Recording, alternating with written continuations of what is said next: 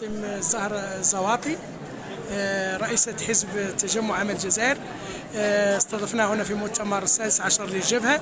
كلمة توجهها للشعب الصحراوي في المحطة الهامة في تاريخه، وطبيعة مشاركتك وموقف الدولة الجزائرية والأحزاب المدنية والأحزاب السياسية والمجتمع المدني من الشعب من القضية الصحراوية.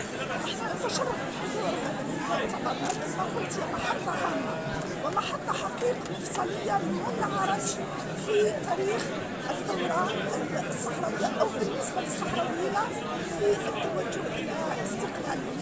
الكلمة التي أقولها لهذا الشعب الذي يحمل هذا الصمود وهذه القوة من الطفل الصغير اللي مازال ما دخلش للمدرسة إلى الأم اللي زوجها مقاتل وهي ترحب بالضيوف لكل هؤلاء، إلى شبابها اللي مقتنع، إلى الطبيب اللي شفناه يعني بعد كل هذه المدة صامت وإنسان بكل فخر يقول ماذا قدمت. أظن ونحن نقطع أمام أرضنا، أرض الصحراويين هم أمام أرضهم لم يسكنوها، فهذا الإحساس العميق الكبير يجعل منهم أصحاب حق لن يزول ولن ينتهي ولن يهدر مهما كان. إذا النصر قادم قادم قادم إن شاء الله. ربي يحفظك، جزاك الله خيرا.